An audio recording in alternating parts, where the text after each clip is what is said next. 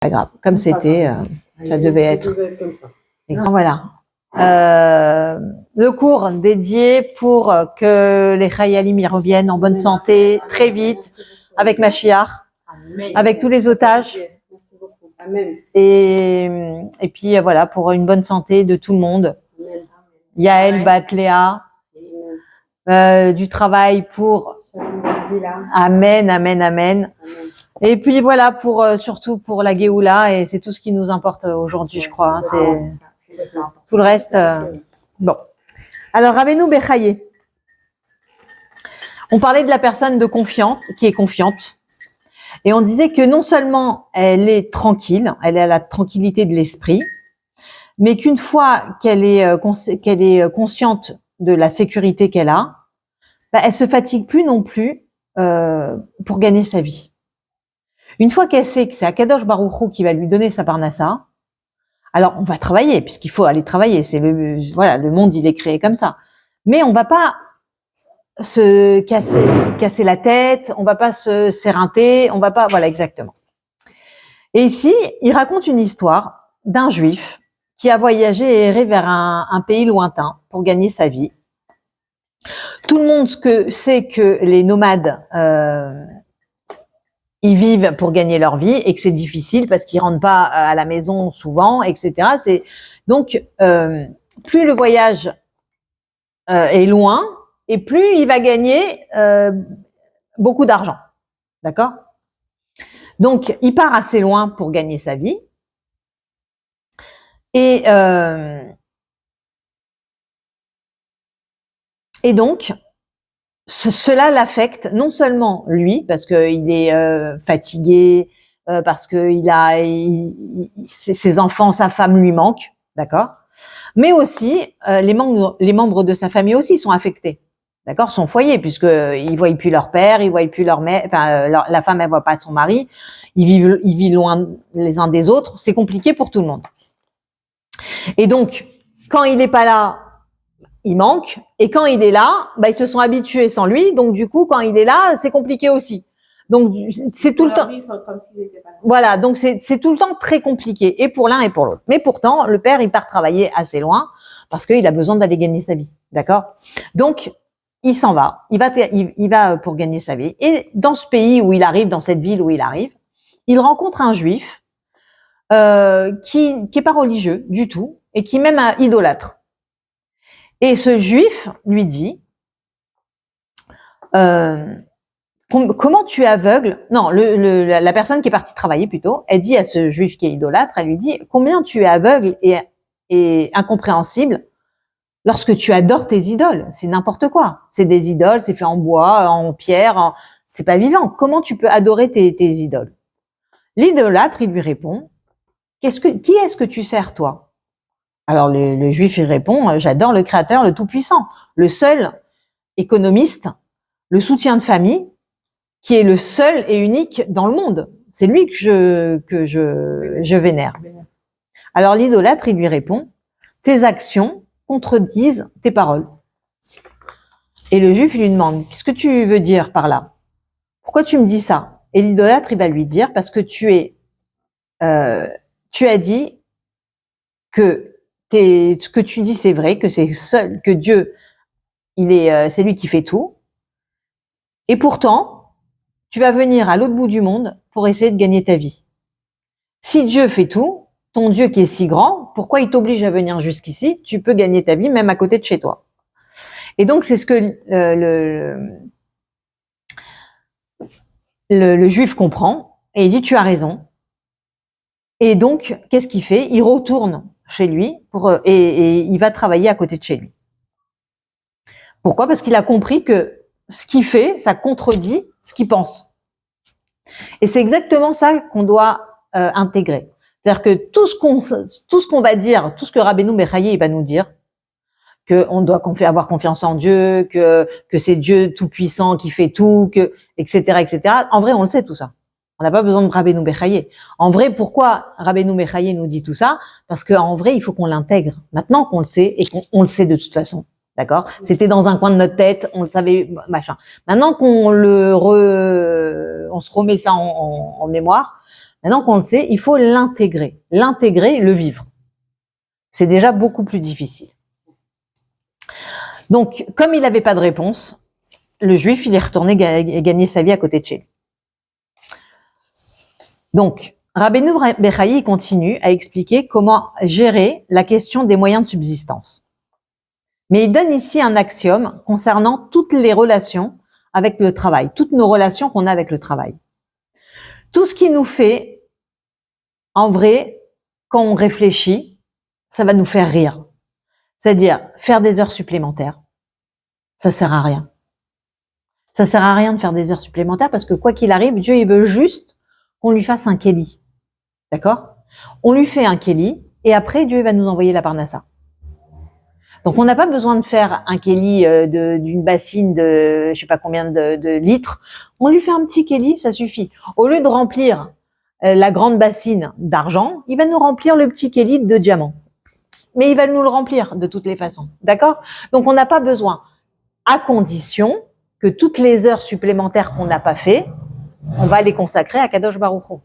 C'est sûr que si ces heures supplémentaires, tu te mets devant la télé ou tu vas parler avec ta copine pour faire la shonara, ça sert à rien. On est d'accord. Vaut mieux aller travailler. Mais si toutes ces heures supplémentaires que t'as pas fait parce que ça sert à rien, tu les mets au service d'Akadosh Baruch Hu, aller aider, aller étudier, aller, je sais pas, il y a des millions de choses à faire, d'accord? Donc, là, c'est sûr qu'Akadosh Baruch Hu, il a pas besoin de tes heures supplémentaires. T'as fait un kéli, t'as été travaillé, basta. Ça suffit. Donc, il nous dit des heures supplémentaires. Il nous dit, amen, il nous dit torturer son corps. Par exemple, aller faire un travail qui nous demande de la fatigue physique, vraiment, beaucoup de fatigue. Ou alors, qui va nous torturer notre esprit. On est tout le temps en train de penser, qu'est-ce que j'ai fait, mais est-ce que j'aurais dû, et pourquoi j'ai pas fait comme ça, et pense pas tout ça. Ça, c'est Akadosh Baruch Hu qui pense. Toi, t'as été travaillé, t'as fait ton travail. Une fois que le travail, il est fini, torture-toi la tête à penser, là, la ra, elle est comme ça, elle est pas comme ça. Mais pas dans le travail. Le travail, ça, c'est plus de ton ressort. Donc, si on continue à aller faire des heures supplémentaires, à se torturer l'esprit, à faire un travail éreintant, des choses comme ça prouve généralement notre manque de foi, notre manque d'émouna. Et un manque de confiance en Akadosh Baruch Hu, qui est celui qui pourvoit en vrai à notre parnassa. Et que lui. Parce que quand on fait trop d'efforts, on dit en gros que c'est sur mes épaules, c'est ma responsabilité, et c'est à nous de décider si on aura quelque chose à manger à la fin du mois ou pas. Et ça dépend de moi, de mon travail, de ce que je fais, etc.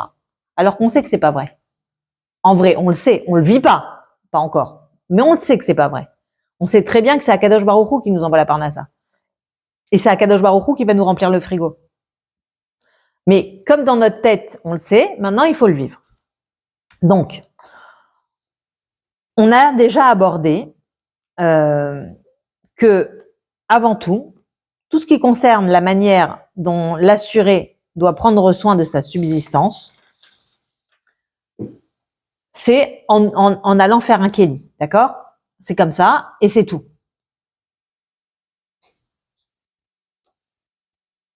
Alors, il y a pas mal de questions qu'on peut se poser.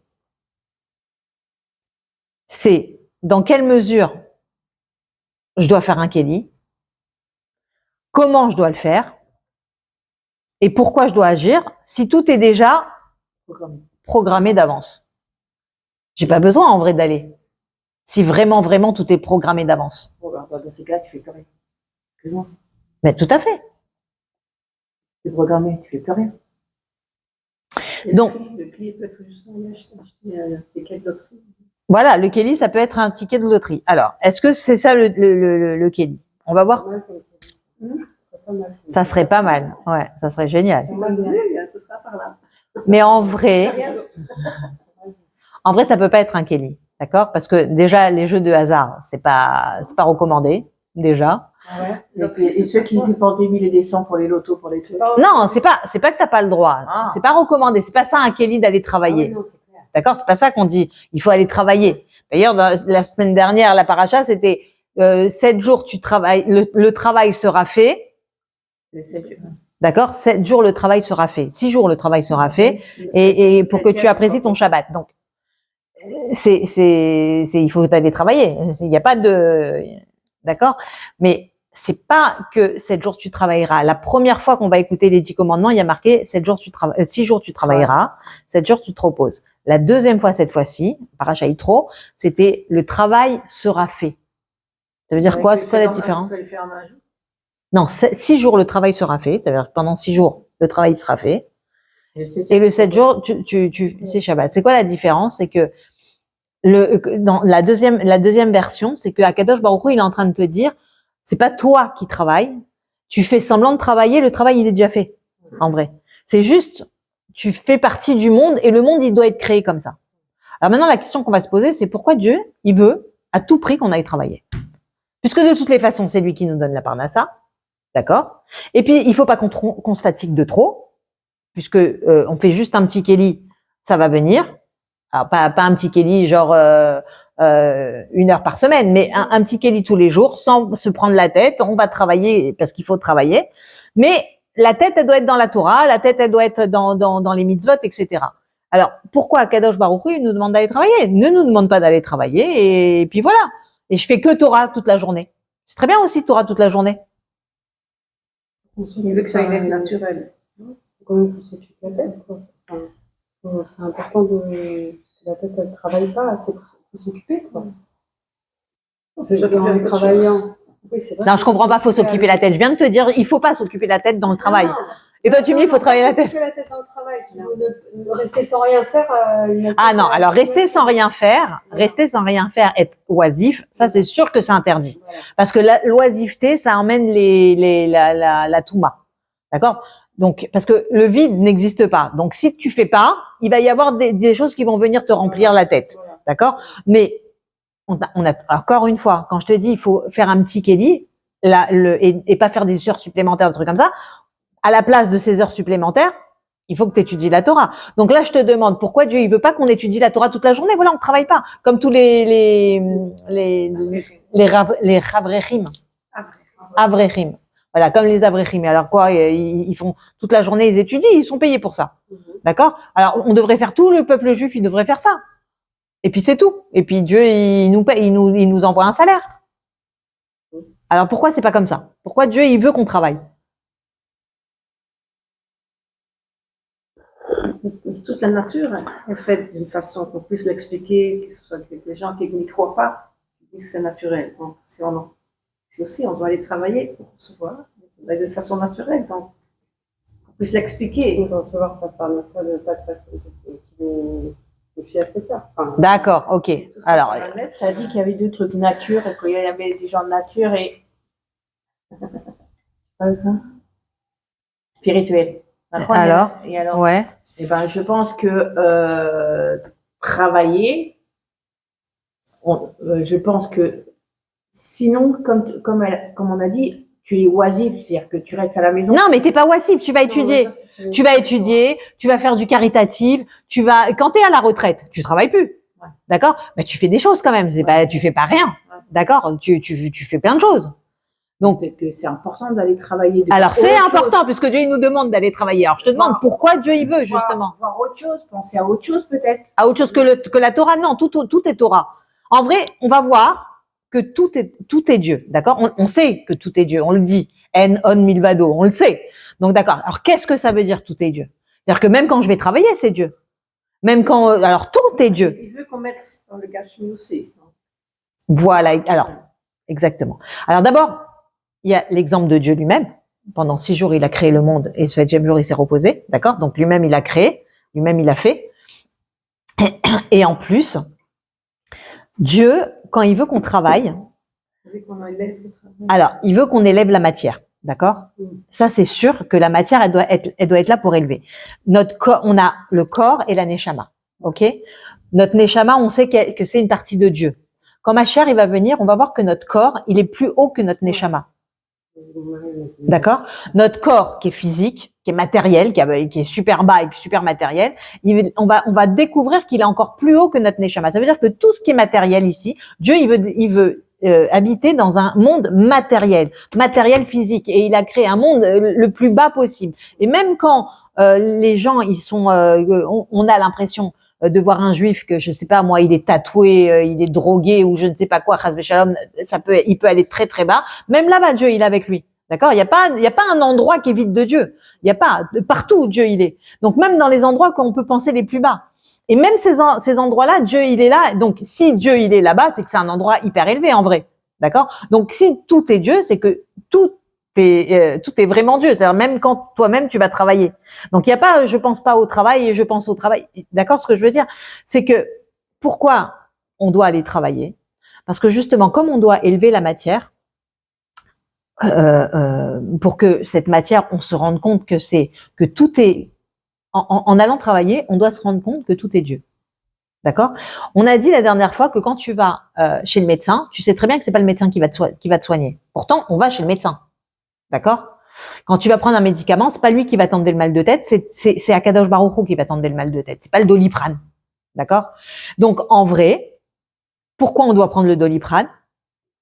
Alors, si c'est Dieu, alors voilà, Dieu enlève-moi le mal de tête, et voilà. Et pourquoi, voilà. Alors pourquoi, maintenant en vrai, pourquoi on doit prendre le Doliprane? Parce qu'on n'est pas arrivé au niveau de savoir que dans notre tête, que c'est vraiment Dieu, non, que c'est vraiment Dieu qui va nous, on a besoin encore de l'intermédiaire. D'accord? Donc tant qu'on va, d'aller travailler, c'est montrer qu'on a encore besoin de l'intermédiaire. Maintenant, pour l'instant, on a encore besoin de l'intermédiaire, d'accord? Mais quand on va comprendre que tout est Dieu, et qu'en vrai, on est seul avec Dieu, qu'il y a que nous et Dieu, alors là, mère, on n'aura plus besoin d'intermédiaire, parce que là, c'est vraiment ça le dévoilement de Mashiach. D'accord? C'est exactement ça. Donc là, aujourd'hui, on va travailler, mais mon travail, pour pouvoir après ne plus avoir besoin de cet intermédiaire d'aller travailler, c'est de comprendre que ce travail, c'est vraiment que que un Kelly, c'est que ça que Dieu nous demande, mais c'est pas ça, voilà, c'est pas du tout, en vrai, c'est pas ça qui nous donne la parnassa, c'est pas ça qui rien, d'accord? Donc en vrai, je vais travailler, parce que je suis encore dans ce move-là, dans ma tête à moi, mais en vrai, je sais que c'est Dieu. Mais en vrai, je sais que tout est Dieu, d'accord? Quand j'arrive à vraiment arriver à vivre que tout est Dieu, alors c'est vrai que même le travail, j'en aurais plus besoin, en vrai. Et je vais me consacrer complètement à Kadosh Baruch Hu, complètement. Mais est-ce que déjà on se consacre à Kadosh Baruch Hu, en dehors du travail? Ouais, chaque chose, chaque bracha qu'on fait. Non mais, d'accord.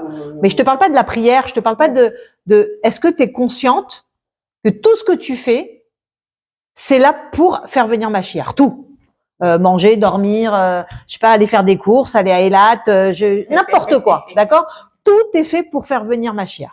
Si je suis partie à l'hôpital, c'est parce que je devais rencontrer quelqu'un et là-bas je devais lui parler, et même si je lui ai pas parlé, rien que de lui faire un sourire ou rien qu'il m'a vu avec une perruque, ça y est, ça lui a déclenché quelque chose. N'importe quoi. Tu comprends ce que je veux dire? Est-ce que on a dans notre tête que tout le temps tout est Dieu? Quand il y a quelqu'un qui m'engueule parce que je sais pas quoi dans la rue, je l'ai poussé sans faire exprès, ou parce que n'importe quoi, d'accord? Est-ce qu'on se rend compte que tout est Dieu? Que ça aussi c'est Dieu et ça aussi c'est pas grave et pas Ah. ça. tout le temps. On rachète plus qu'avant. Plus qu'avant, bien sûr. Plus qu'avant, mais pas complètement du tout. Bah oui, bien sûr que non. D'accord? Si on arrive à ce niveau-là, bah voilà, si on arrive à voir Dieu partout, et c'est exactement ça quand il y aura Mashiach, on verra Dieu partout. Tout le temps. Et ça va être une tranquillité extraordinaire. Alors c'est exactement ça qu'on apprend là aujourd'hui. On apprend à essayer de voir Dieu partout. Et dans le travail. Et dans notre travail, on voit Dieu. Dans notre travail ou dans notre non-travail. Des fois, là, entre deux travails, j'ai arrêté un truc et je vais commencer une autre place, ou j'ai commencé une autre place. Est-ce qu'elle va me plaire? On s'en fiche. Tu comprends ce que je veux dire? Si t'es là, même pour 3 jours, en fin de compte, ça t'a pas plu, tu vas aller voir ailleurs, d'accord? Mais même si t'es là que pour 3 jours, c'est que pendant 3 jours, t'avais quelque chose à faire là-bas. Donc, en vrai, faut pas regarder le travail comme un travail. Est-ce que le travail lui-même, il me plaît? Même si c'est quand même important d'être bien dans ce qu'on fait. D'accord? C'est quand même très important d'être à l'aise, d'être épanoui, parce que voilà, parce qu'on va y être 8 heures par jour ou même 4 heures par jour ou je sais pas, tu vois, mais on va y être, donc il faut qu'on soit épanoui. Mais c'est pas ça le but. Le but, c'est de faire dévoiler Dieu là-bas. D'accord? C'est vraiment ça le but. Donc si tu sais que le but c'est d'aller faire dévoiler Dieu là-bas et que tu veux faire des heures supplémentaires parce que toi tu veux dévoiler Dieu encore plus là-bas, là oui. Maintenant, si tu veux faire des heures supplémentaires parce que tu veux gagner plus, c'est n'importe quoi. Tu comprends que en vrai, c'est dans notre tête. L'argent, c'est Dieu. Après, toi, ton travail que tu as à faire, c'est de faire dévoiler Dieu. N'importe où, dans n'importe quelle situation. C'est ça notre seul et unique travail. Quand on arrive à rentrer ça dans notre tête, déjà, on a une autre vision de tout. On a complètement une autre vision. Alors, ça s'appelle le Kadesh Shem Shammai. Ouais. Donc, avoir confiance en Dieu, ça va changer nos vies. Est-ce qu'on est prête à changer? Est-ce qu'on a peur de l'inconnu? Parce qu'en vrai, si on change, c'est quelque chose qu'on connaît pas, d'accord? Parce que on fait pas ça en vrai, d'accord? Donc on connaît pas. Même si on a envie de le faire, mais on connaît pas. C'est l'inconnu. Ou alors, est-ce que on est encore dans notre routine? En vrai, c'est notre routine qui prend le dessus. Parce que voilà, j'ai 55 ans, ça fait 55 ans que je vis comme ça. Donc même si j'ai envie de changer, il y a la routine qui vient. Alors même si de temps en temps je me dis attends, calme-toi, c'est pas ça, c'est pas vrai, et je me reprends. Alors c'est ça qu'il faut faire au début, d'accord? Mais en vrai, la route. C'est beaucoup facile. On est pensionné. Tout ce qu'on fait, on fait gratuitement.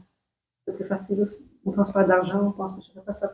Donc, le volontariat que je fais pour de l'argent, je fais vraiment pour aider les gens et. Oui, tout à fait.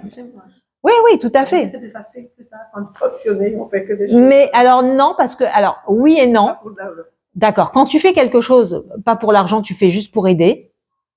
Tu le fais entièrement. Tu penses pas. Et encore, parce que là, dans ces cas-là, il y a autre chose qui vient.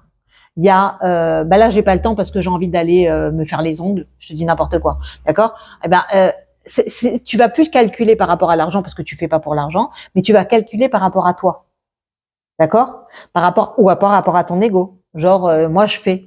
Ça peut être ça. Ou même ceux qui font pas par leur ego, mais ils peuvent se dire attends, là j'ai donné déjà 3 heures, j'ai envie de maintenant penser à moi, d'accord? Ça va pas être l'argent, mais ça va être autre chose. Mais en vrai, c'est la même idée. Tu comprends ce que je veux dire? C'est la même idée. Alors c'est vrai que c'est une idée plus fine parce que il y a pas d'argent là-dedans, donc c'est une idée plus fine. Mais en vrai, c'est la même idée.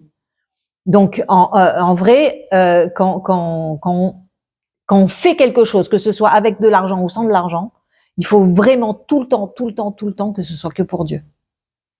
Et si c'est pour Dieu, alors ton temps tu le comptes pas, d'accord?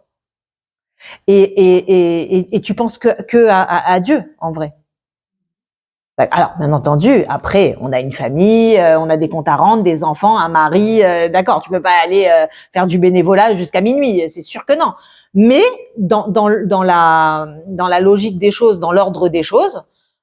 Faut le faire en étant vraiment soumis en fait, soumis à Kadosh Baruch Hu, dans l'endroit où il t'a envoyé. Et c'est pas évident. Alors jusqu'où on est prête à aller pour changer, pour ouvrir l'esprit des nouveautés comme ça, de ce qu'on vient d'apprendre. Alors faut savoir déjà que 80% des gens ils veulent pas changer, d'accord? Pourquoi? Parce qu'ils veulent pas se remettre en question. On veut que notre vie elle bouge. On aimerait qu'il y ait des choses extraordinaires qui nous arrivent, mais sans que nous-mêmes on change quoi que ce soit.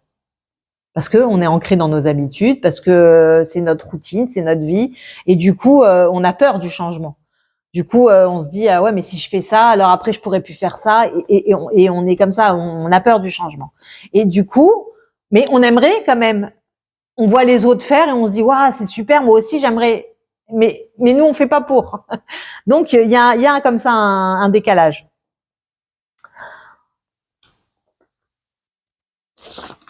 si on veut vraiment changer, il faut qu'on voie notre vie sous un autre angle. D'accord? Donc, il faut qu'on se prenne du recul, qu'on se dise, voilà, dans une journée lambda ou dans une semaine lambda, je fais ça, ça, ça, ça, ça et ça. Et j'aimerais, je sais pas moi, j'ai pas le temps pour aller rendre visite aux malades ou parce que j'ai pas le temps d'aller téléphoner à une copine qui est malade ou je sais pas, n'importe quoi, ok? J'ai de faire du bénévolat ou n'importe quoi. Ou même pas, d'accord? Je voudrais donner de la tzedaka. J'ai pas eu le temps de donner la tzedaka ou j'arrive pas. C'est dur pour boucler les fins de mois. J'aimerais moi aussi donner la tzedaka si j'avais de l'argent, tu vois. Prends du recul. Prends du recul et vois que les gens qui donnent le plus, c'est pas forcément ceux qui ont le plus. Pas forcément. Du tout, du tout, du tout. C'est plutôt ceux qui sont passés par la misère, qui maintenant sont ric et rac, mais qui connaissent ce que c'est. Alors, ils aident beaucoup plus. Alors que ce soit l'argent, mais que ce soit la maladie, ceux qui vont rendre visite, c'est pas forcément des gens qui sont super en bonne santé. C'est souvent des gens qui s'en sont sortis, qui savent ce que c'est, alors qui vont voir les autres et qui se disent bon, elle a besoin de réconfort ou il a besoin, d'accord? C'est plus des gens comme ça. Donc, prends du recul, vois ce que Dieu il t'a donné et dis merci. Et comment dire merci? C'est en donnant à ton tour. Et c'est comme ça que petit à petit, on va pouvoir changer. Donc, si on considère le changement comme un défi, alors on va fabriquer de l'hormone de jeunesse. Si on considère le changement comme une menace, on va fabriquer du stress et de l'anxiété. Donc, mettre sa confiance en Dieu, ça va changer nos vies. Et du coup, on va gagner plus d'argent, on va avoir plus d'amour, plus de bien-être, plus de joie, moins de stress, moins de peur et moins d'angoisse. Donc en vrai, le baromètre, il est en moi. Est-ce que le changement, ça m'excite ou ça me fait peur? C'est ça la vraie question. Se dire, voilà, j'aimerais changer, j'aimerais je sais pas quoi, est-ce que ça me fait peur ou est-ce que ça m'excite? J'aimerais donner plus, voilà, j'aimerais donner, au lieu de 10% de mon malaise, j'ai envie de donner 20. Est-ce que ça me fait peur rien que de penser à ça? Est-ce que ça me fait peur? Je me dis, oh là là, comment je vais faire pour boucler les fins de mois? J'aimerais bien, mais en vrai, c'est pas évident. Est-ce que ça me fait peur? Ou est-ce que je me dis, allez, vas-y, on est fou, c'est extraordinaire, ça m'excite et je me dis, oh, c'est génial, allez, vas-y, on y va. C'est ça, hein, le truc. C'est en moi, c'est chacun en soi. Donc, peur de devoir changer de vie et servir Dieu comme il veut et comme il nous le demande. Donc, tout est en moi et il n'y a que moi qui sais. Donc, Rabbeinu Bechaye, il va nous donner la définition de la confiance en Dieu. Il dit que celui qui place sa confiance en quelqu'un, il possède la tranquillité d'esprit, il est assuré que cette personne agit toujours correctement et pour son bien, selon ses possibilités et ses connaissances. D'accord? Le principe essentiel de la confiance, c'est d'avoir une assurance intime que la personne en qui nous avons confiance fasse exactement ce qu'elle nous a promis et même plus.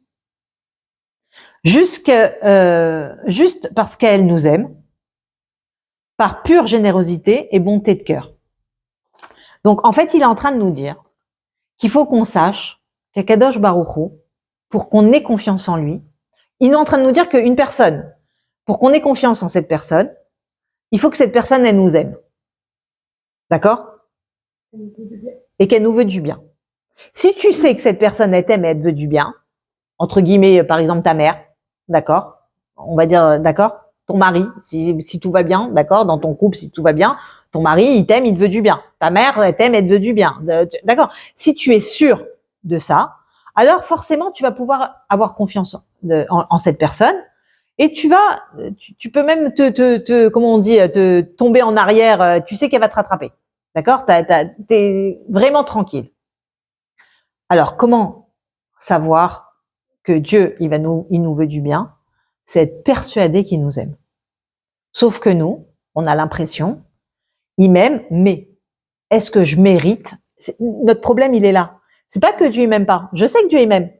Et des fois, je me dis, mais est-ce que je mérite? Peut-être que là, en ce moment, j'ai fait une avéra ou alors je sais pas quoi, et peut-être que là, je mérite pas. Des fois, on s'identifie aussi aux gens, on se dit pourquoi il leur arrive des choses Voilà. comme ça et pourquoi Exactement. Exactement. Donc, ça fait peur. Exactement. Des fois, on se dit, mais voilà, si Dieu il nous aime, on est juif, bah voilà, lui, il lui est arrivé ça, alors pourquoi peut-être que moi aussi peut m'arriver, d'accord? En vrai, Dieu il t'aime d'un amour infini que tu peux même pas comprendre. C'est-à-dire que le Baal Shem Tov, il dit, c'est comme un parent qui a eu des enfants très très tard, d'accord? Qui a eu un enfant très très tard. Comment ce couple, si tu as un enfant à 49 ou 50 ans, que tu as eu pendant 30 ans, tu t'es marié, t'as pas eu d'enfant, comment tu peux aimer ton enfant? Tu l'aimes d'un amour infini. Et ben même ça, c'est rien par rapport à ce que Dieu il t'aime. C'est que c'était qu'il y a eu un bébé, maman, cette semaine, 87 ans. 87 ans, il a eu un bébé. Premier enfant? Et sa femme 57? J'ai jamais entendu ça. C'est qui? C'est des qui? Rav Koshelevski, c'est un... Ah, c'est des juifs? Ah ouais, c'est des Ah oui, si, on est ça. Mais non! J'ai pas entendu. Il y avait le Brit Mila cette semaine. Mazel Tov! Il avait 57, il a jamais d'enfant. elle a Il était pu marié, il n'a avoir jamais eu d'enfant. Il s'est remarié Ouais, il y a quelques années avec une femme qui a déjà plein d'enfants. Avec son premier mari. Et D'accord. elle a eu un enfant avec lui. 57 ans, il a 87 ans. waouh! C'est magnifique. Oh, c'est magnifique. Ah, c'est magnifique. Ah, t'as pas vu ça? Non. Baruch Hashem, Baruch Hashem. 87 ans, il a eu son premier enfant, c'est magnifique. Bah, comme quoi, hein, Dieu, il n'oublie personne. Bon, enfin, en tous les cas, le Baal Shem Tov, il nous dit, ça, c'est une explication qu'on peut avoir pour te donner une explication.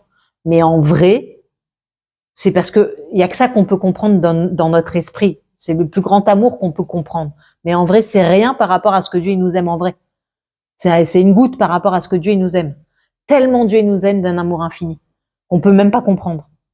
Donc en vrai, pourquoi il nous arrive justement tout ça? Parce que toi dans ta tête, tu te mets des barrières. Toi dans ta tête, tu te dis ah oui mais regarde l'autre. Alors peut-être moi aussi. Ah bah si peut-être toi aussi. Alors toi aussi. C'est exactement ça. Dieu, c'est la personne la plus polie au monde. Elle ne rentre que là où tu la laisses rentrer. Si tu la laisses rentrer dans ta tête en disant je suis persuadée que Dieu il m'aime et il y a pas de il m'arrive ça ou il va m'arriver ça. Il y a pas, il m'arrive que du bien, et que tu en es tellement persuadé que voilà, t'es tranquille. C'est-à-dire, tu penses même pas à autre chose. C'est une évidence dans ta tête, d'accord? Eh ben il t'arrivera que du bien. Mais si tu te dis, ouais, non, mais attends, voilà, il m'est arrivé déjà hier, je l'ai vu. Bah, hier, c'était hier. Aujourd'hui, change. Aujourd'hui, tu changes dans ta tête, ça va changer complètement. Ça va switcher. Et Dieu, il est là que pour ça. Il veut que tu switches. Il veut te montrer qu'il t'aime. Il veut que ça, lui. Il attend que tu switches. Et dès que tu vas switcher vraiment, que tu vas voir que Dieu, il est là tout le temps pour toi. Et que de l'amour, et que du bien, et que du bien. Tout le temps, tout le temps, tout le temps. Non, il n'y a plus qu'on soit des Exactement. C'est tout. Non, mais vraiment. Mais vraiment, bah oui, bah c'est son rôle, hein, c'est son job, le Yetzirara. Non, mais c'est ça. Mais exactement. Mais si tu le fais taire, voilà, c'est notre rôle aussi, c'est de le faire taire. C'est de dire que non, c'est pas vrai, il y a pas, Dieu il m'aime, je sais que Dieu il m'aime. Est-ce que toi, dans ta tête, à chaque fois, regarde, à chaque fois que tu penses que peut-être que, qui peut m'arriver, que peut-être que machin, pense 2 secondes à ta fille et dis-toi, est-ce que moi, je serais capable de faire quelque chose à ma fille? Non. D'accord? Donc, même si elle a mis le balagan, même si elle m'a mis une claque, même si elle m'a mal parlé, même si elle m'a craché dessus, c'est ma fille et je l'aime. D'accord? Et je peux pas lui faire de mal. C'est impossible. Parce que je l'aime, c'est ma fille. Ou c'est mon fils. D'accord? C'est mon enfant. Eh ben, Dieu, c'est quintuplé. C'est 10 fois plus. Donc, à chaque fois que tu penses que le Yetzirara, il va te mettre un truc dans la tête, pense à toi. Mais André, c'est pas vrai. Regarde, moi, ma fille, jamais d'accord? Donc, hop, balaye, direct. Parce qu'en vrai, c'est pas possible. C'est juste pas possible. Alors maintenant, On va dire, mais si tout est bien, je vois du pas bien, je le vois quand même de mes yeux, d'accord? Alors pourquoi je le vois pas bien? Alors, faut savoir que le monde,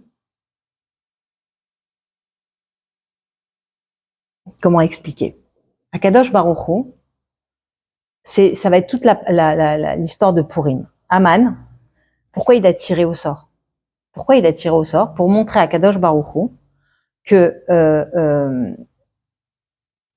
à un niveau d'Akadosh Baruch Hu sur terre, il y a le bien et le mal, d'accord? Mais à un niveau plus haut, où Akadosh Baruch Hu il trône, le bien et le mal n'existent pas, tout est bien, d'accord? C'est après, quand ça s'est descendu, le bien et le mal qui étaient ensemble, que on a séparé le bien du mal, d'accord? Mais en vrai, à un niveau beaucoup plus haut, il y a que du bien, d'accord? C'est le bien et le mal, c'est pareil pour Dieu, d'accord? Il y a pas de bien, il y a pas de mal pour Akadosh Baruch Hu. Ouais. Donc, il y a que dans notre monde à nous qu'il y a et le bien et le mal. Sinon, dans le monde, au-dessus, il y a pas, ça n'existe pas. D'accord? Donc, dans un monde pour Dieu, le bien et le mal n'existent pas. Il y a que du bien. D'accord? Il n'y a pas de mal. Donc, quand Dieu il fait descendre quelque chose, c'est que du bien. C'est que après, il va se transformer à nos yeux, à nous, en bien ou en mal. Maintenant, pourquoi il se transforme à nos yeux en bien ou en mal, par exemple? C'est en bien, c'est en bien. Mais pourquoi on le voit en mal? Pourquoi? Parce que nous, c'est pas comme nous on voulait. Parce que c'est notre interprétation à nous. Parce que nous, moi, je voulais, je sais pas moi, je voulais manger des fraises et t'as mis des kiwis à table. Voilà. Donc c'est mal. C'est pas ce que je voulais moi. D'accord? Donc c'est descendu. Mais en vrai, les kiwis c'est très bien. Mais comme c'est pas moi ce que je voulais, pour moi c'est pas bien. Pour moi c'est pas bien. C'est pas ce que je voulais. Je voulais gagner 5000 euros par mois et j'en gagne que 4. C'est pas bien. Mon Dieu, quand même, j'ai fait des heures sup, c'est pas sympa.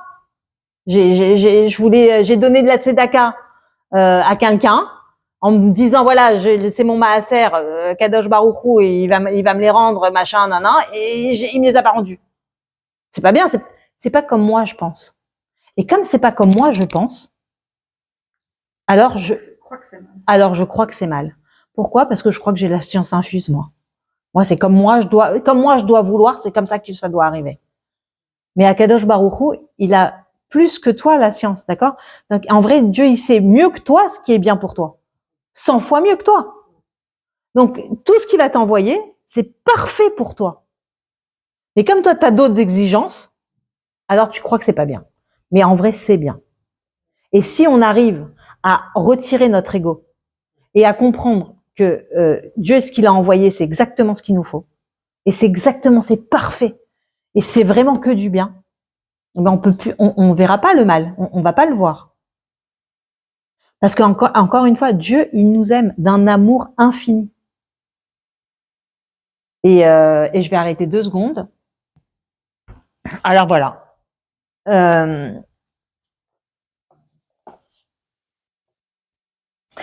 Donc, il faut être sûr que Dieu nous aime, d'accord? Donc, il nous a dit, Rabbeinu Bechaye, qu'il y a 7 facteurs qui nous permettent d'avoir confiance en la personne. Il faut que la personne nous aime, qu'elle ait de la compassion et de la clémence, parce que quand une personne sent qu'une autre est compatissante, est gentille avec elle, alors on lui fait confiance. D'accord? Quoi de la clémence? C'est être... la clémence, c'est un peu de la patience. Tu vois, genre, bon, ça va, c'est pas grave. Ouais, voilà. Il faut que cette personne nous connaisse assez pour savoir non, il faut que moi je connaisse assez la personne pour savoir que son amour pour moi, elle est infinie et qui va être réactif pour satisfaire mes besoins et mes demandes. Il m'aime tellement qu'il attend pas que je lui demande quelque chose pour me le donner. Il va me le donner direct. Comme une maman, elle aime tellement son bébé qu'elle va pas attendre qu'il pleure pour lui donner à manger. Elle sait que toutes les 3 heures il doit manger, elle va lui donner à manger. D'accord? Donc, il faut que cette personne, elle soit digne de confiance. Il faut aussi que cette personne, elle soit puissante. Que personne ne puisse l'empêcher de faire quoi que ce soit. D'accord? Si elle veut m'aider, il n'y a rien qui peut l'empêcher de venir m'aider. Rien. Donc, il faut qu'elle soit forte. Plus forte que tout. Je me rappelle, j'avais écrit ça dans le WhatsApp. Ouais. Des devoirs du cœur. Ouais. Bah, c'est bien parce que c'est ce qu'on fait. Ah oui, j'avais écrit ça. Ouais. Donc, même si elle est compatissante, il faut qu'elle soit prête à aider. Il faut qu'elle ait les moyens de le faire. D'accord?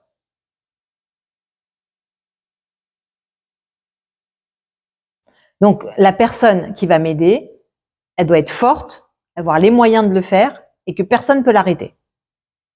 La 4e chose, c'est qu'il faut que la personne elle soit digne de confiance. Donc, qu'il n'y ait pas de... qu'elle soit donc, comment on dit, honnête. D'accord? Elle soit vraiment digne de confiance. Pas seulement en apparence, mais vraiment, en profondeur. Imaginez que votre ami... non mais, plus que ça veut dire quoi? C'est-à-dire que si je lui demande un éclair au chocolat, par exemple, qu'elle soit capable de me le donner, d'accord? Sauf que si je lui demande un éclair au chocolat alors que je suis diabétique, qu'elle soit capable de ne pas me le donner. D'accord? Ça, c'est plus dur. De savoir dire non, c'est encore plus dur que de dire oui. D'accord? Pourquoi? Parce que quand je vais dire non, alors je vais dire ouais, t'es dégueulasse, et pourquoi, et machin. Et pourtant, il faut être ferme. Parce que sinon, c'est dangereux pour toi. Donc, il faut savoir que tout ce que Dieu ne nous donne pas, c'est parce que lui, il sait que c'est pas bien pour nous. Même si je le veux. Et même si dans ma tête, mais pourquoi? Je sais que je pourrais m'en sortir ou que machin. Mais Dieu, il sait, lui, encore mieux que toi. Et c'est ça qu'on comprend pas. Et c'est pour ça qu'on croit que c'est pas bien. Et qu'on se dit, je vois, mais c'est du pas bien. Mais non, c'est du bien. Sauf que tu le vois pas, c'est tout, mais c'est du bien. 5e, la personne digne de confiance, elle doit nous connaître parfaitement depuis le premier jour de notre vie jusqu'au dernier jour de notre vie. D'accord? Si la personne, elle va quitter ce monde avant moi, il y a un problème. Donc, il faut vraiment qu'elle soit là tout le temps pour moi. La 6e chose, il faut qu'il n'y ait pas, qu'il y ait que la personne de confiance qui compte dans notre vie. Personne d'autre qu'elle ne peut nous faire du bien ou du mal. Il y a que elle. On avait déjà dit que si j'ai confiance en plusieurs personnes, alors il y a un problème. Parce que si on a confiance en une seule personne, ben, elle se sent importante. Donc c'est elle qui va, il y a qu'elle. Donc elle se sent, comment on dit, obligée de venir t'aider. Mais si je te dis, ben j'ai confiance en toi et en toi, ben du coup, ben une elle va reposer la faute, le truc sur l'autre. Et puis tu peux ne avoir personne en fait. Parce qu'elle va dire bon ben elle va y aller et l'autre elle dit non mais c'est bon elle va y aller et puis personne n'y va. Donc il faut vraiment qu'on ait confiance qu'en une seule personne, qu'en Dieu. Si j'ai confiance et en Dieu et en mon médecin, bah il y a un problème. Dieu il va se retirer, il va dire alors t'as confiance au médecin, regarde avec ton médecin, d'accord? Mais si je vais chez le médecin en sachant que c'est Dieu, alors je sais que c'est Dieu et il y a pas, c'est Dieu qui me soigne, c'est Dieu qui fait tout. Et la 7e, c'est savoir que la personne de confiance est généreuse et bonne, et que je mérite ou que je ne mérite pas, elle est bonne constamment avec moi. Ça n'a rien à voir avec le fait de mériter ou de pas mériter. Rien à voir. Faut qu'on s'enlève ça de notre tête. Comme j'ai dit tout à l'heure, si ton enfant il te fait quoi que ce soit, tu t'en fous, tu l'aimes quand même. Il y a pas, elle mérite pas de manger ce soir à table avec nous. Bah si, elle va manger à table avec toi ce soir quand même. Ça change rien. Parce que c'est des fausses croyances qu'on a. C'est des fausses croyances. C'est des fausses croyances et aussi on se calque à la vie des autres. Comme tu vois quelqu'un avoir quelque chose ou ne pas avoir quelque chose, Quand tu vois quelqu'un qui a quelque chose, que je sais pas moi, je dis n'importe quoi, une belle voiture ou je sais pas quoi, tu vas dire oh là là, et pourquoi pas moi? Pourquoi Dieu il me donne pas ça à moi? D'accord? Tu te calques à sa vie à lui, mais sa vie c'est sa vie. Lui, il a tant mieux pour lui. Et quand il y a quelqu'un qui a pas quelque chose ou qui, je sais pas moi, la maladie ou qui a pas d'enfant ou qui se marie pas ou n'importe quoi, tu te calques à sa vie. Tu te dis, oh là là, mais lui c'est quelqu'un de tellement bien ou c'est une fille qui est tellement extraordinaire. Si ça lui arrive, c'est que alors moi qui suis pas si super que ça. Alors donc tu te calques à sa vie. Mais c'est deux choses différentes. C'est challenge à haine, c'est pas les tiens. Donc on peut pas avoir et c'est ça le problème, c'est qu'on a des fausses croyances comme ça de penser que ce qui arrive autour de nous alors ça peut nous arriver, rien à voir. En plus regarde, je parlais avec ma belle-fille parce que ma sœur Fabienne, elle a eu un petit-fils et sa fille, elle a appelé Ezra. Et ma belle-fille, j'ai un Ezra moi un de mes petits-fils qui a 3 ans. Dieu bénisse, plein de vie, d'accord. Et donc ma belle-fille, elle dit à ma nièce, elle lui dit, oh là là, bonne chance avec les Ezra machin. Alors elle lui dit, ah bon, les Ezra c'est dur. Alors pourquoi je dis ça? Je sais plus pourquoi je parlais de ça. Justement pour le calque peut-être que de. Oui, ouais. Pas pour ça. C'est pas pour ça. Ouais. Non, c'est même pas cette histoire-là. Je confonds tout. Bon, en fait, j'ai une belle-fille qui a accouché, qui a une petite fille. J'ai mes 3 belles-filles, elles ont eu 3 enfants en même temps, d'accord, à 1 mois d'écart. Une, ils ont 1 an, 11 mois et 10 mois. Une, elle est gentille, c'est un ange, d'accord. Et l'autre, il est mignon. Et l'autre, c'est un petit, bon, il a des frères qui courent partout, donc il est pareil, d'accord. Mais il est mignon, hein, mais c'est un petit garçon. Ok. Et elle lui dit, ah là là, pourtant j'ai prié hein, pour qu'il soit calme, pas comme les autres, j'ai prié. Et elle lui dit, pourtant toi aussi t'as prié. Alors les deux, elles ont prié, d'accord. Sauf que je lui ai dit, sauf que elle y croyait dans sa prière que sa fille elle allait être calme. Sauf que toi, quand t'as prié, t'y croyais pas. Elle me fait, ouais, c'est vrai, j'y croyais pas du tout. Voilà, voilà. Mais ça, en vrai, c'est ça. Si tu crois, ça arrive. Tout est dans ta tête. Tu crois que ça va être calme. Tu crois que ça va être cool, tu crois que t'es sûr, ça arrive. Tu pries, mais t'es pas sûr, ça va pas arriver. À la limite, la prière, elle sert à rien. Il faut juste que tu sois sûr de toi. Si t'es sûr et certain que c'est bien, c'est bien. Il y a même pas de... Tout est dans la tête, tout le temps. Faut être persuadé, c'est tout. C'est ça la seule différence. Donc en vrai, il y a rien à voir avec le mérite ou pas le mérite. C'est juste, tu sais que Dieu il t'aime. Et tu sais que Dieu il va te donner. Et tu sais que tout ce qu'il t'envoie c'est bien. Et c'est parfait. Si tu vis vraiment comme ça, vraiment, et tu n'es que heureuse. Tu peux pas être autrement que penser que tout est extraordinaire. Donc on comprend en fait que dans ces 7 personnes là qu'on a, ça peut être que Dieu, bien entendu.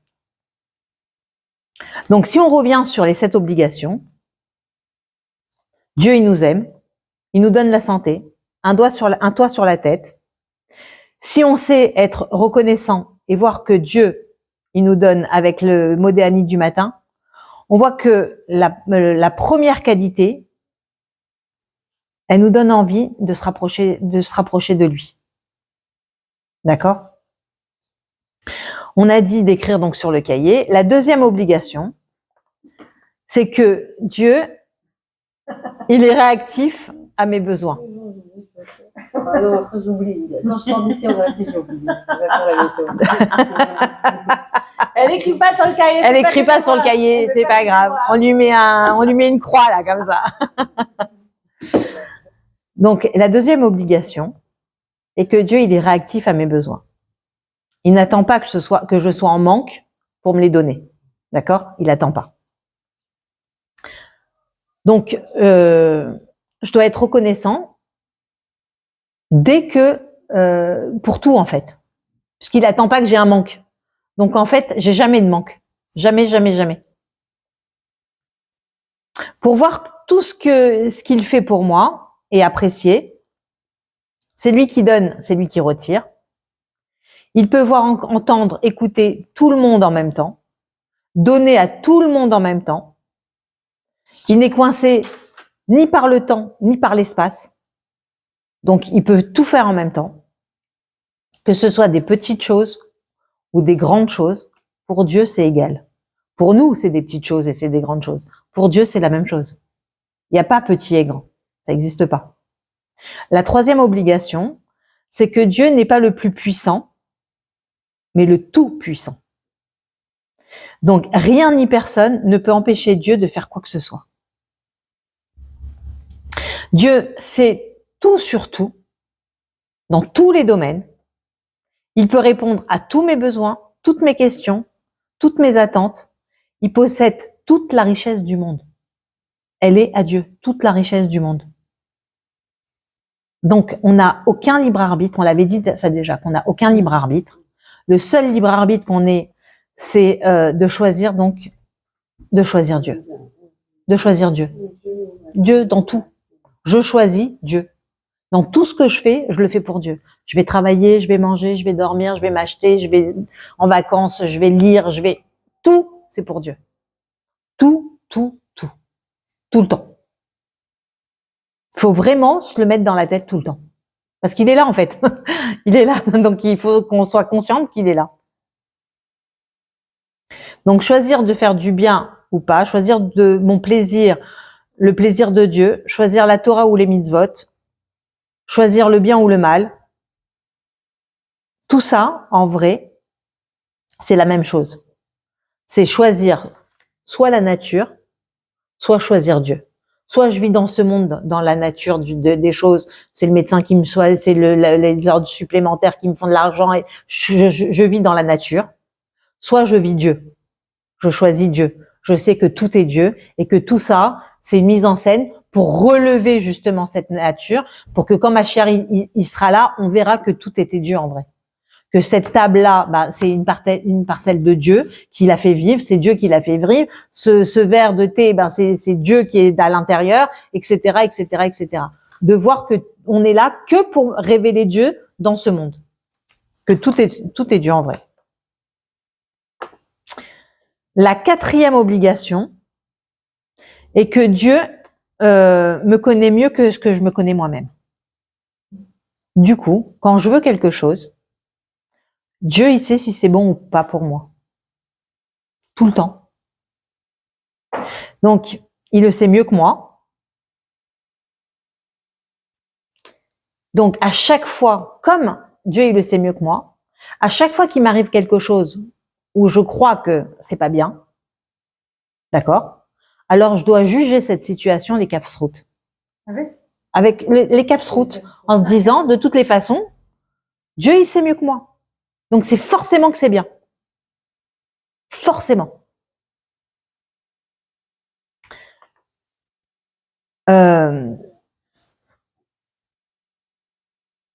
Donc, je peux pas si Dieu, il me connaît mieux que moi, je peux pas être contente ou pas contente de ce que j'ai pas.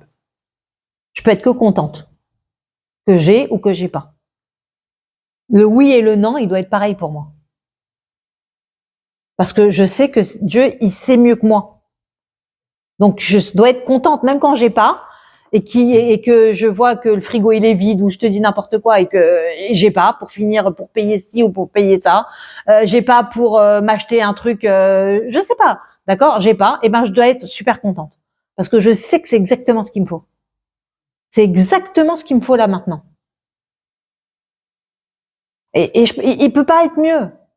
Parce que si j'avais eu, alors qu'il me le faut pas, ça aurait été une catastrophe en vrai. Des fois, en vrai, je vais te donner un truc qui nous parle. Par exemple, des fois, on veut être à l'heure quelque part, d'accord? Mais quand on n'est pas à l'heure, parce que, je sais pas, moi, je vais en bus et que le bus, il a eu du retard, ou parce que j'ai raté le bus. Voilà, je suis descendue une seconde, il est passé avant, ou je sais pas, j'ai raté le bus, du coup je vais prendre le prochain, je vais être une demi-heure en retard et c'était un rendez-vous super important chez le médecin que j'ai une seule fois tous les 3 mois ou tous les 6 mois, c'est une catastrophe. Et d'accord, ok. Mais quand tu te rends compte que, je sais pas moi, il y a eu un accident, que heureusement que je suis pas montée dans ce bus-là, ou d'accord. Tu t'en rends compte après, tu te dis, ah là là, merci mon Dieu. Mais sur le moment, tu te dis, c'est une catastrophe. Mais en vrai, Dieu, il sait tout, lui. Donc, remercie Dieu pour tout. Là, je donne un exemple qui est facile pour nous, on se rend compte. Mais en vrai, tout est comme ça. Si on se rend compte que tout est comme ça tout le temps, que tout est parfait, parce que peut-être qu'il nous serait arrivé un truc pire. Peut-être que si aujourd'hui je suis milliardaire, je suis pas milliardaire. Parce que peut-être que si aujourd'hui je suis milliardaire, je pète un plomb, je divorce, ou je sais pas ce qui peut arriver. D'accord? Dieu, lui, sait. Donc c'est pour ça qu'il dit que je suis pas encore devenue bientôt, mais pas encore. D'accord? Donc, voilà, Dieu, il sait tout, il sait tout. Donc, on doit être contente, mais vraiment, vraiment, au fond du cœur, on doit être contente sur tout. Tout est merveilleux, en vrai. Tout ce qu'on vit, c'est merveilleux. C'est le top des tops. Tout le temps. On est au top, tout le temps. Mais on se rend pas compte. Et on n'est pas contente. C'est dur. C'est dur quand, par exemple, je sais pas moi, la voisine est à je sais pas, elle est venue te taper à ta porte et elle t'a craché à la figure. C'est dur que de dire, bah ça c'est le top. C'est dur. Mais pourquoi on se dit c'est dur de penser ça? Parce qu'en vrai, on sait pas que quand quelqu'un il te vexe ou il te fait des trucs comme ça, c'est Dieu Dieu il t'a blanchi sur tout. T'es redevenu sans aucun péché, sans aucun. Mais nous, on se dit, oh là là, c'est une catastrophe, et machin, et pourquoi, d'accord, c'est notre ego qu'on prend en coup. Mais en vrai, Dieu, il t'a fait un cadeau extraordinaire, là, à ce moment-là. Extraordinaire. Il faut qu'on arrive à ouvrir les yeux dans chaque chose. Ça serait, voilà, ça serait, waouh. Parce que si en vrai, en réfléchissant bien, si on arrive à ouvrir les yeux de bien dans chaque chose, que ce soit bien ou pas bien, à nos yeux, d'accord, et voir que c'est tout le temps bien, eh ben, comme on verra que dans notre tête, on se dira que c'est tout le temps bien, alors Dieu, il va nous faire ouvrir les yeux que ça sera vraiment tout le temps bien. Tu comprends? Si on se réjouit, même quand on n'a pas de quoi se réjouir, alors Dieu, il va nous réjouir, vraiment. Il va nous donner de quoi nous réjouir, vraiment. C'est ça qu'il faut qu'on switch. Qu'on soit tout le temps dans le c'est top, parce que Dieu, il va nous donner de quoi le penser vraiment, de le voir vraiment de nos yeux à nous. Et ça, c'est c'est ça qu'on essaye de faire, vraiment, vraiment, vraiment. Donc, on a dit la dernière, la quatrième, de penser que c'est tout le temps bien pour moi. Et donc, le travail de penser ça tout le temps, c'est à l'intérieur de nous. Le monde, c'est une projection de ce que je suis. D'accord? Tout ce que je vois, tout ce que je vis, tout ce que j'entends, c'est que pour moi. Que pour moi. Pour personne d'autre. Même quand tu te dis, je donne un exemple de Shalom Bayit parce que ça nous parle, d'accord? Un truc de Shalom Bayit, mais oui, mais mon mari, bah, ça serait bien qu'on lui ouvre les yeux. Non, non, non. Lui, c'est pas ton travail. Toi, c'est que toi. Ne cherche pas à changer l'autre. Que ce soit ton mari, ton enfant, ne cherche pas à changer l'autre. Change-toi toi-même et tu verras que tout va changer. Tout va changer parce qu'il y a que toi, en fait. Il y a que toi avec Dieu. Tout le reste, c'est que des mirages. Dieu, il les invente pour toi. Dieu, il te fait des situations qu'il a inventées pour toi. Toi, tu crois que c'est l'autre, mais c'est pas l'autre, c'est toi. Et c'est que toi. Tu dois parce que il veut que tu te calmes ou il veut que il veut que tu te parfaires, en fait, que tu changes, que tu t'améliores.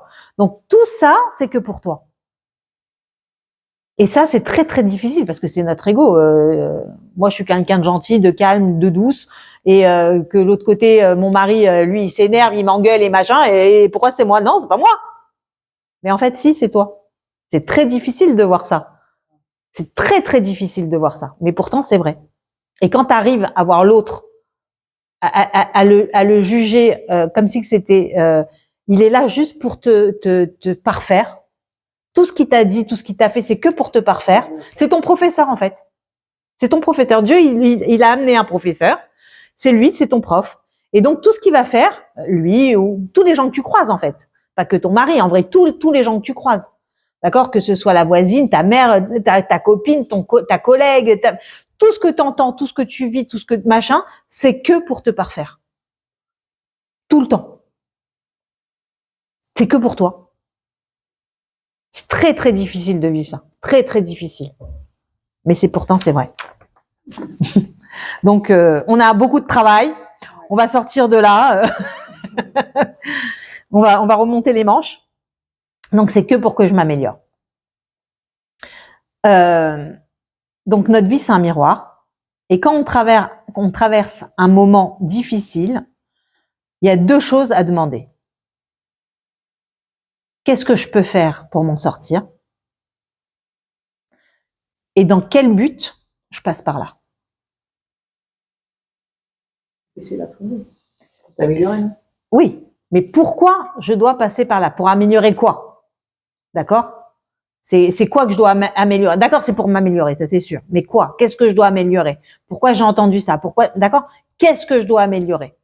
Et le pire, c'est que si c'est une situation qui revient dans un mois, dans 3 semaines, des situations qui reviennent, c'est que je me suis pas améliorée. J'ai pas trouvé dans quoi je dois m'améliorer. Donc ça revient. Donc il faut vraiment, vraiment, je trouve où je dois m'améliorer.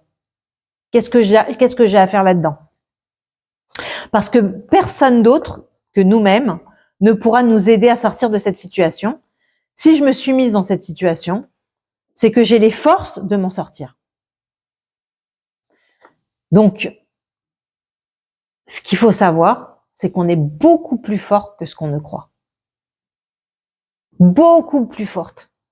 Nous, on se dit jamais je réussirai, c'est trop dur, il est comme ci, elle est comme ça, je peux pas, je change de travail, je vais divorcer, D'accord? Il y a des millions de choses. Mais imagine si c'est ton gosse. Tu vas pas divorcer de ton gosse. Tu vas pas le mettre à la rue. Tu peux pas changer de gosse. D'accord?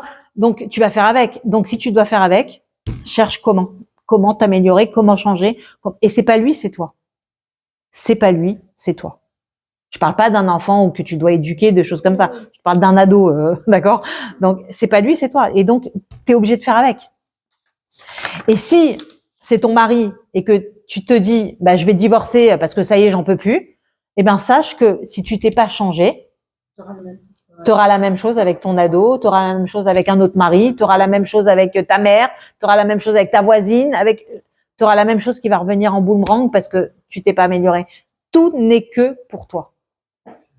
Et que pour toi. Donc, tout ce qui m'arrive, il a un seul but, c'est nous rendre meilleurs. Donc, il faut regarder la situation en face et chercher le bien qui se cache dans cette situation. Parce qu'il y a toujours du bien dans chaque situation, même si je la vois pas. Ça, c'est la 4e. On fait la 5e, comme ça, après, on finit. La 5e obligation, c'est que Dieu, il est immortel. Donc, il peut pas nous lâcher. Jamais. Vous allez me dire, moi, je suis mortel. Donc, mon corps, pour l'instant, tant que Mashiach il n'est pas arrivé, notre corps, il est mortel. Mais on est une étincelle de Dieu. D'accord? Donc, notre Neshama, elle est immortelle. Donc, mon travail de bitachon, que je fais ici et maintenant, il est pour m'amener à la vision de Dieu quand Mashiach, il va se dévoiler. D'accord? Si je le vis tout de suite, tant mieux. Mais c'est comme ça qu'on verra Mashiach. Quand il y aura Mashiach, c'est comme ça qu'on verra Dieu. Donc, si j'arrive à dévoiler Dieu dans tout ce qui m'arrive, bah, c'est ça, en fait, Mashiach. C'est comme ça quand je libère Dieu du voile. C'est de voir Dieu partout. Donc, que Dieu il soit immortel, c'est évident. Mais que nous le soyons aussi, c'est ça qu'on doit savoir. Dieu, il ne nous lâche pas, il ne nous lâchera jamais. S'il y a cassure entre deux, c'est que ça vient de moi. Ça peut pas venir de Dieu. D'accord? Dieu, il nous lâche pas. Ah non, il y a une 6e obligation. Ah non, il y a une 7e même. Donc la 6e obligation, c'est que Dieu, c'est un Dieu jaloux. Si je fais confiance à une autre chose que Dieu, ou si je doute, peut-être que Dieu il veut pas, je doute, d'accord? Bah Dieu, il me lâche direct. Et ça va t'arriver parce que Dieu, il te lâche. Pas parce que ça doit t'arriver, c'est parce que Dieu, il t'a lâché. D'accord? Donc, il nous laisse nous débrouiller seuls avec autre chose, l'autre qu'on a pensé. Il faut qu'on sache que notre vie et notre valeur ne dépendent ni de rien et ni de personne, que de Dieu. La 7e obligation, c'est que Dieu nous aime bien plus qu'on s'aime nous-mêmes, bien plus qu'on peut s'imaginer n'importe quoi, d'accord? Les plus folles pensées qu'on peut imaginer, Dieu, il nous aime beaucoup plus. C'est impensable comment Dieu, il nous aime. Donc, il faut qu'on se sorte de notre tête que est-ce que je mérite pas, tout ça, c'est des bêtises complètement. Il n'y a pas de mérite. Dieu, il t'aime, donc il va te donner. Il n'y a pas. Et il n'y a que de l'amour pur pour Dieu. C'est tout. Parce qu'en vrai, si on réfléchit bien, si on parlait de mérite, est-ce que je mérite ou est-ce que je mérite pas, ben en vrai, on verrait qu'on mériterait jamais, en fait. Parce qu'on est loin de pouvoir mériter quoi que ce soit. Donc, en vrai, on n'aurait jamais rien, en vrai. On n'aurait ni un doigt sur la tête, ni une santé, ni des enfants, ni rien. On n'aurait rien. Rien du tout. Et peut-être qu'on n'existerait même pas. Donc, personne n'y peut nous donner, personne n'y peut nous retirer. C'est que Dieu.